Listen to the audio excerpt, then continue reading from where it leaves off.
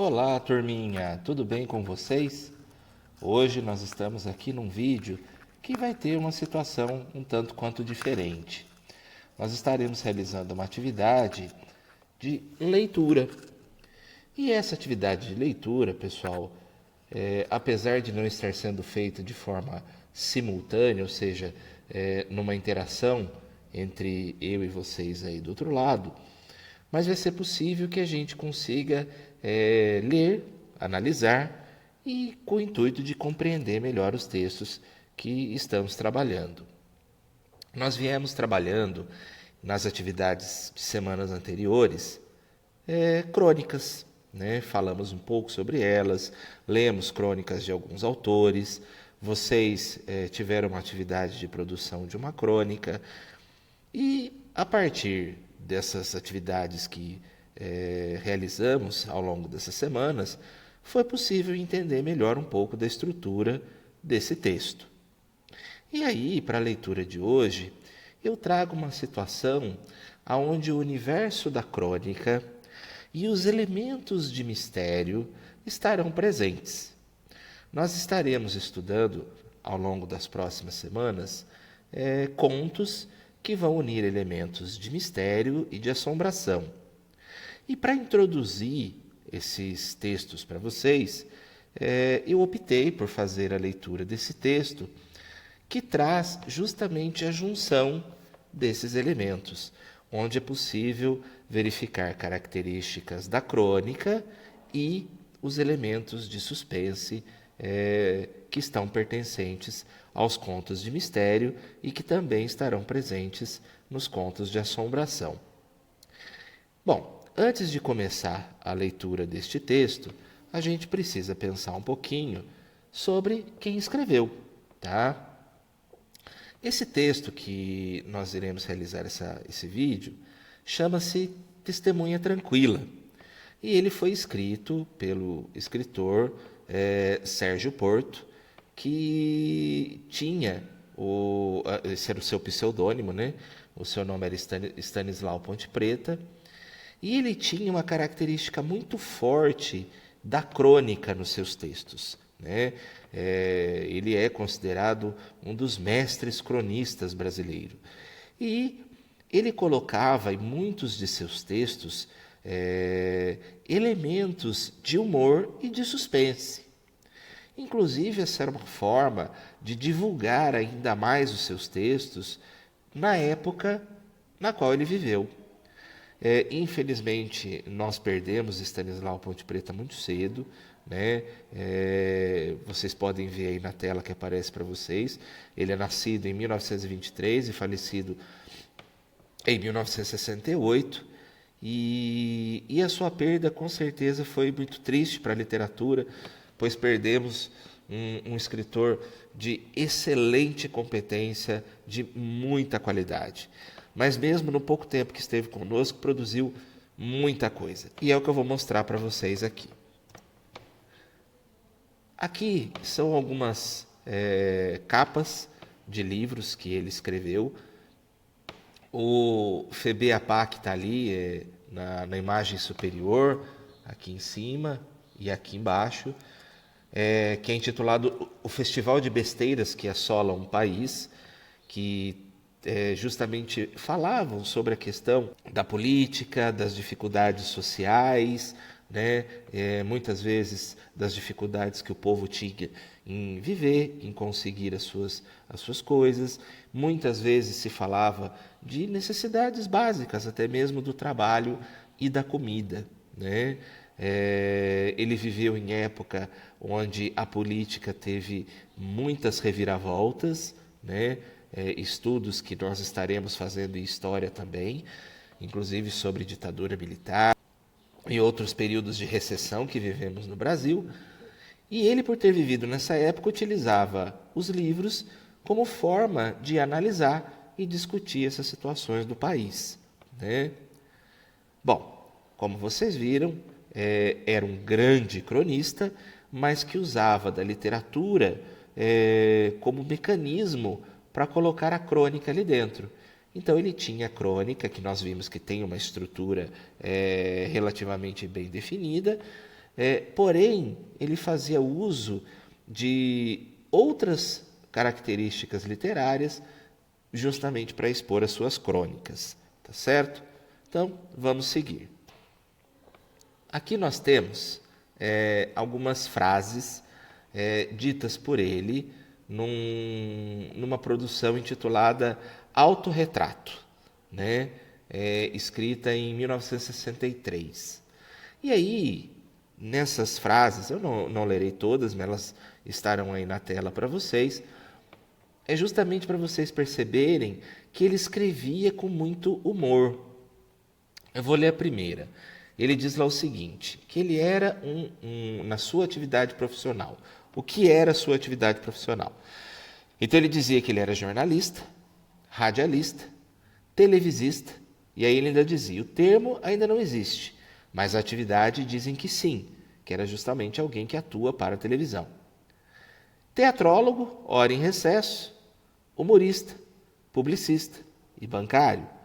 Então ele mostra justamente nessas características que ele fala da atividade profissional dele, o quanto ele era versátil, né? O quanto ele fazia diferentes ações que envolviam a leitura, a produção escrita, o trabalho na televisão, na rádio e tudo mais, né? Vou ler o segundo também. Outras atividades. Marido, pescador, colecionador de discos, e aí ele abre um parênteses ali. Só samba do bom e jazz tocado por negro, além de clássicos. Ex-atleta, hoje cardíaco, e infelizmente foi justamente o problema do coração que o levou, né? Mania de limpar coisas tais como livros, discos, objetos de metal e cachimbos. Principais motivações? Mulher. Então ele escreve ali que ele era um apaixonado pelas mulheres. Enfim, e muitas outras coisas que ele escreve aí, justamente para mostrar o quanto ele era bem-humorado, né? O quanto o humor fazia parte das suas produções. Agora vejam, nós estudamos nas crônicas que o humor é uma característica muito presente, mas que não necessariamente um escritor de uma crônica precisa abrir mão do humor para poder, por exemplo, fazer uma crítica social ou uma crítica política. Ele pode inserir essa crítica lá dentro e usar o humor junto, né? E ele, além dessa questão do humor, ele ainda fazia o uso de características literárias de outros gêneros, como, por exemplo, os mistérios, para que os seus textos ficassem ainda mais envolventes, né? Então vamos lá. O título é Testemunha Tranquila, né? E aí eu queria que vocês prestassem atenção nesse título e pensassem em algumas questões, né? Eu até recomendo a vocês, gente, que durante a leitura, que durante o momento que vocês estiverem assistindo esse vídeo, façam algumas pausas diante de algumas perguntas que eu colocar aqui, que eu acho que vai ser bastante interessante. Voltando para o título, Testemunha Tranquila. A gente precisa pensar que esse título nos traz duas palavras, testemunha e tranquila.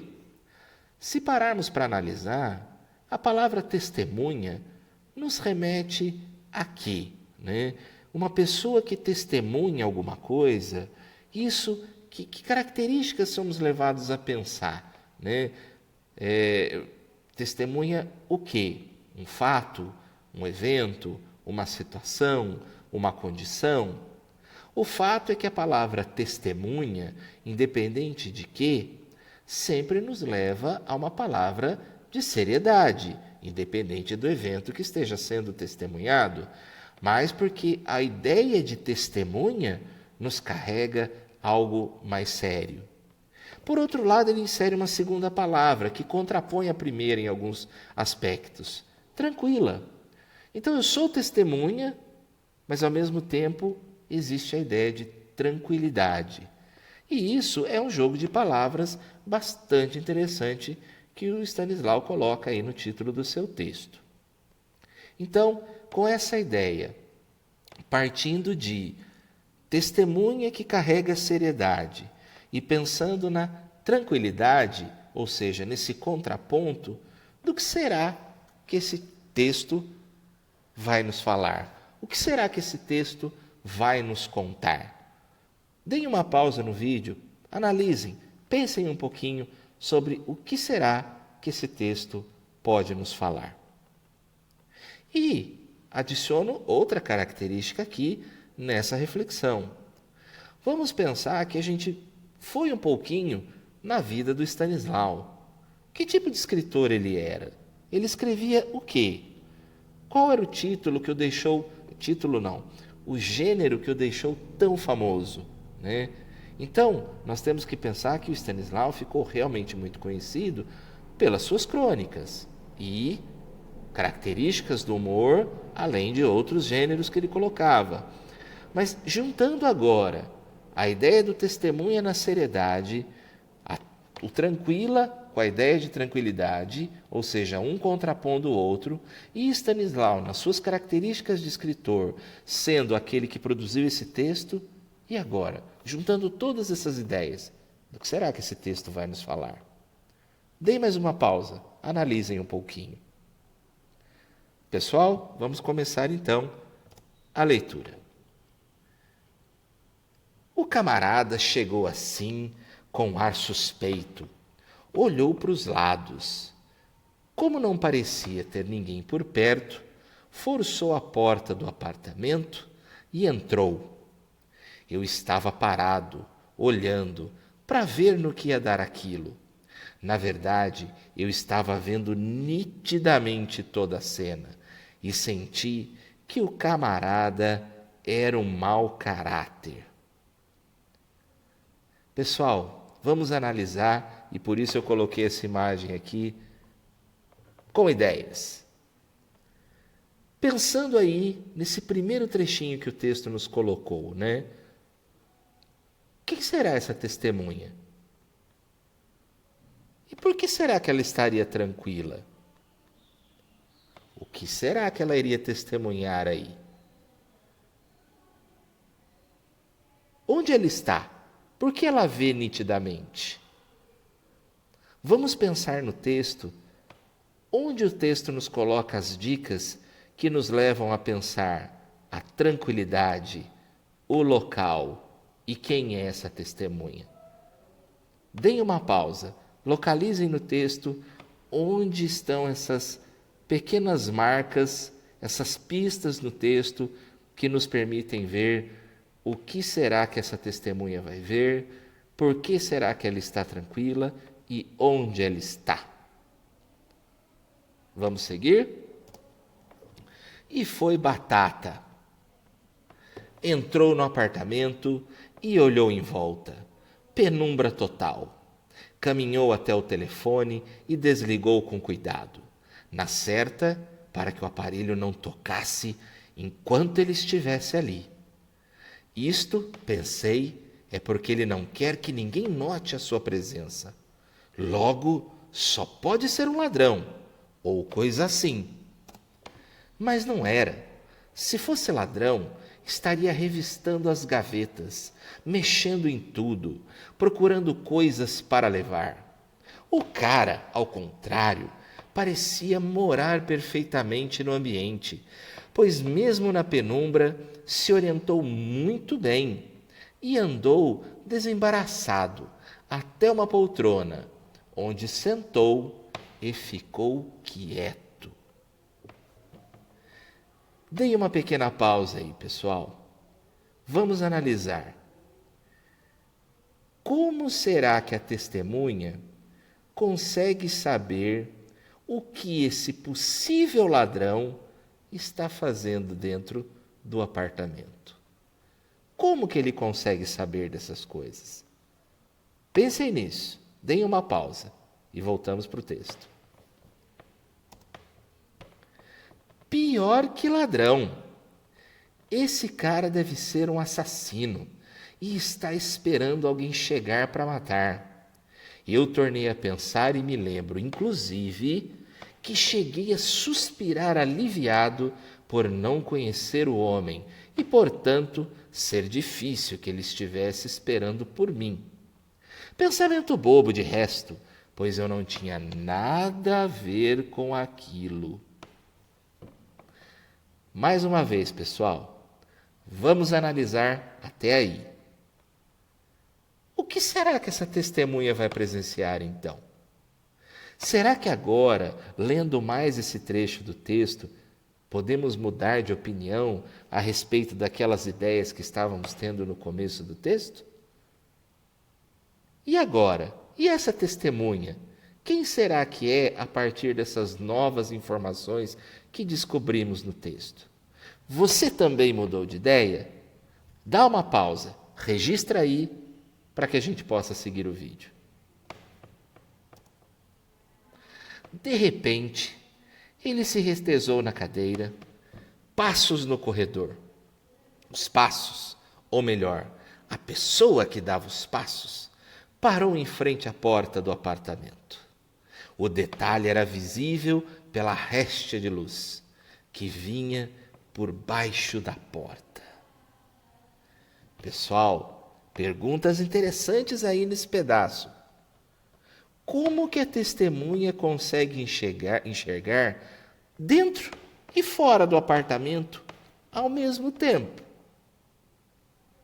E agora, pessoal, com mais essas informações que o texto nos deu, o que será que está para acontecer? O que será que essa testemunha vai presenciar? Que pistas estão no texto que nos permitem afirmar essas questões? Deem uma pausa no vídeo, pensem mais um pouquinho para que a gente possa seguir.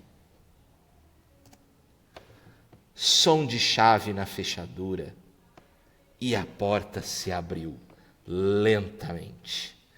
E logo a silhueta de uma mulher se desenhou contra a luz.